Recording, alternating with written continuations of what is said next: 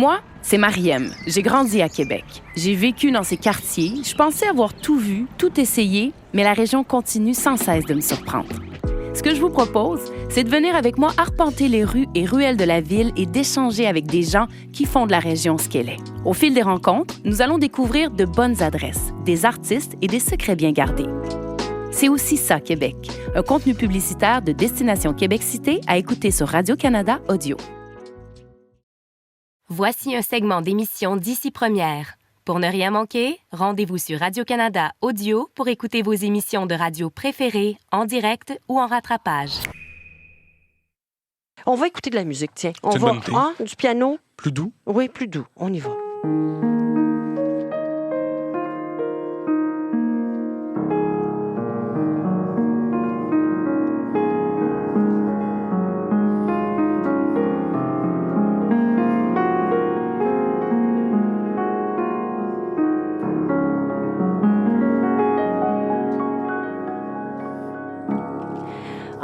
Cette musique que je vous le présente, c'est notre collègue, ex-collègue Michel Rochon, qui est journaliste scientifique, dont vous allez immédiatement reconnaître la voix, qui est maintenant auteur, conférencier, 3 essais, Le cerveau et la musique, L'amour, la haine et le cerveau et la musique qui défie la science, et qui est avec nous au piano. Bonjour, Michel Rochon. Bonjour, Isabelle Craig. Quel bonheur de vous retrouver, Michel. Et c'est partagé, merci. Et on se disait ce matin, Marie-Christine Blais n'étant pas là pour sa chronique donc musicale, c'est Sourires musicaux. On va demander à Michel donc de venir et de prendre place au piano parce que Michel, en ce lendemain de cérémonie olympique où on ne parle que de Céline, quel bon moment pour parler du rôle de la musique pour nous relier entre nous, humains?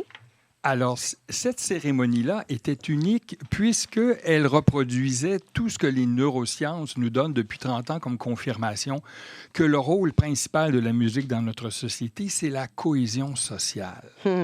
Alors, cette cérémonie-là n'aurait pas existé sans musique. Pensez-y, ils ont mis, d'ailleurs, ils sont intelligents les Français, ils ont mis la musique française tout le long, mais de toutes les époques. Alors, ça nous a vraiment donné une occasion en or de se sentir unis face à la France et face à ces milliers d'athlètes. Mais fondamentalement, qu'est-ce que c'est que la musique? On pense qu'il y a environ 100 000 ans, les Homo sapiens, quand on vivait en petites tribus, là, on était peut-être 60-70 par tribu, on a d'abord et avant tout pas inventé le langage, on a inventé la musique. Et à quel but? C'était un but unificateur. Parce qu'on devait aller à la chasse, on devait faire les récoltes, on devait faire l'amour, on devait faire la guerre.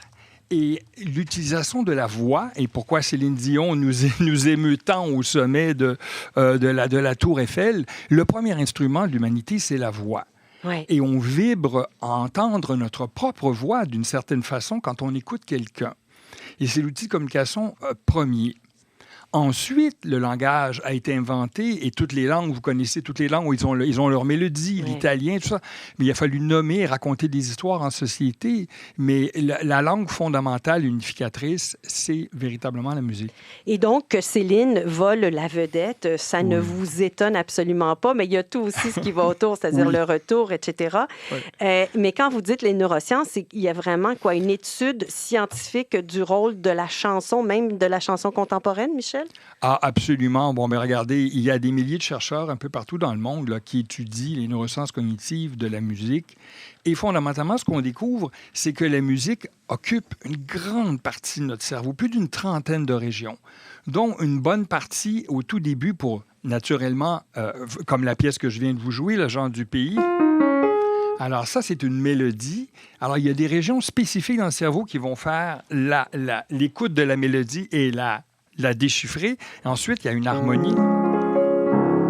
Et là, il y a une autre région qui s'occupe de l'harmonie. de l'harmonie. Et il y a le rythme.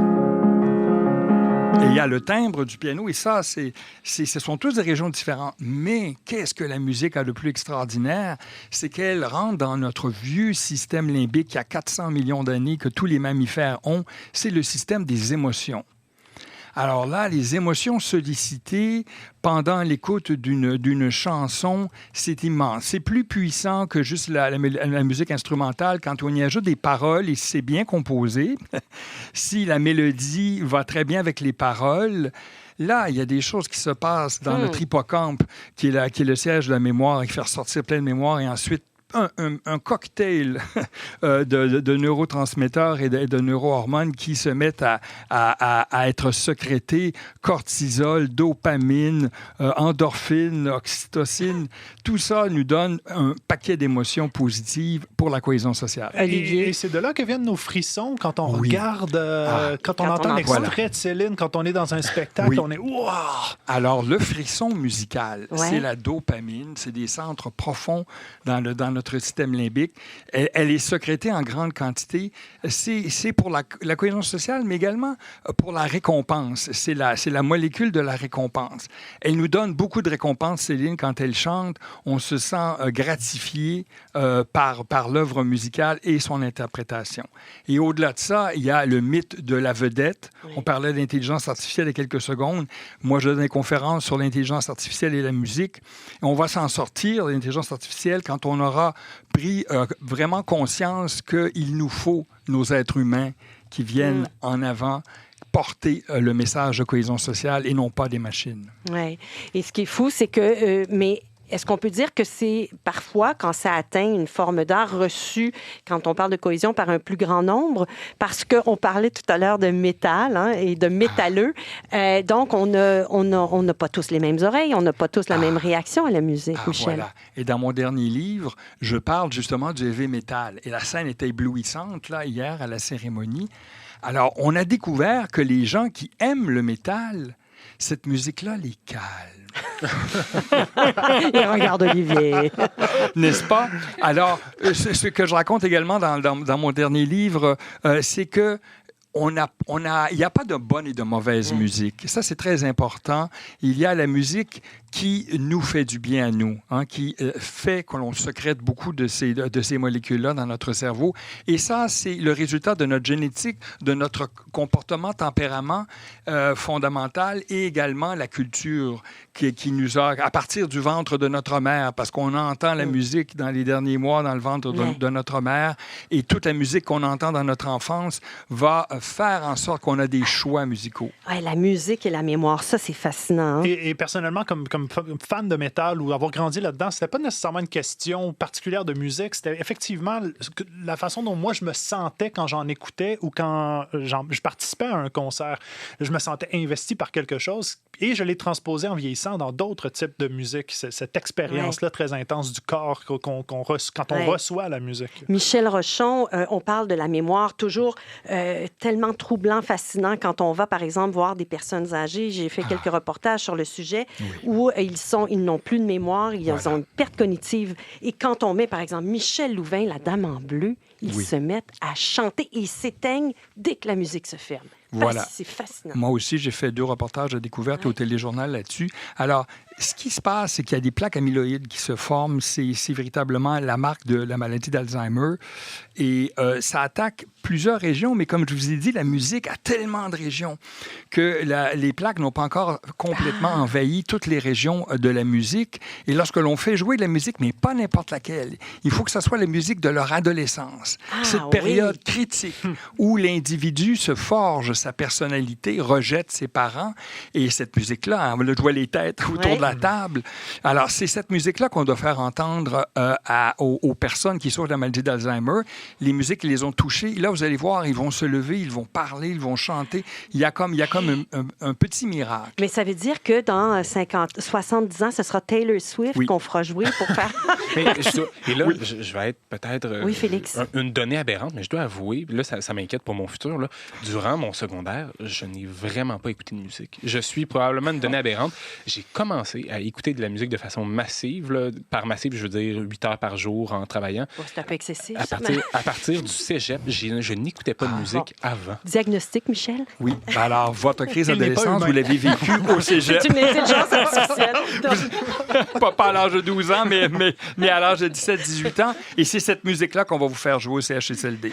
C'est bon, ça. C'est ça, c'est juste un petit peu retardé. Oui. Michel, oui, Olivier? Oui, juste un lien intéressant. Demain, je vous parle du Festival Mémoire et Racines, festival de musique folklorique. Et je jasais avec une spécialiste de la turlute qui dit qu'on turlute pour se souvenir des airs de violon quand on n'a pas de violon. C'est une façon d'inscrire dans sa mémoire un air dont on n'a pas les partitions quand on ne sait pas lire non plus la musique. Donc, il y a quelque chose aussi de l'inscrire dans ce qu'on traîne comme patrimoine à tous. Oui, alors donc, on dit que la musique, c'est un stimuli qui donne une mémoire associative. Donc, vous allez, quand vous allez avoir 60 ans, réécouter la musique que vous écoutiez à 16 ans, une turlute. Et là, ça va ramener toutes sortes d'autres souvenirs qui étaient le moment où vous l'avez écouté, les gens que vous avez rencontrés.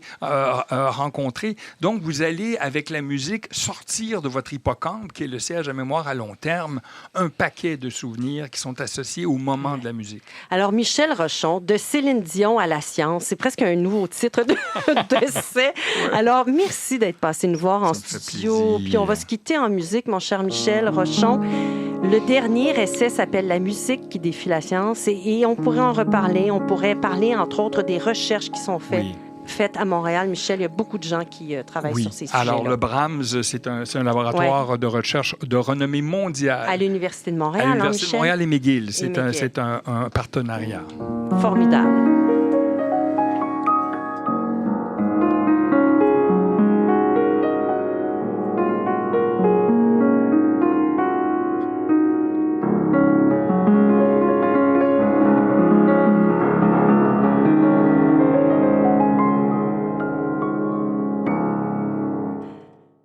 Vous avez aimé cette entrevue? Plusieurs autres vous attendent sur Radio-Canada Audio. Moi, c'est Mariem. J'ai grandi à Québec. J'ai vécu dans ces quartiers. Je pensais avoir tout vu, tout essayé, mais la région continue sans cesse de me surprendre. Ce que je vous propose, c'est de venir avec moi arpenter les rues et ruelles de la ville et d'échanger avec des gens qui font de la région ce qu'elle est. Au fil des rencontres, nous allons découvrir de bonnes adresses, des artistes et des secrets bien gardés. C'est aussi ça, Québec, un contenu publicitaire de Destination Québec Cité à écouter sur Radio-Canada Audio.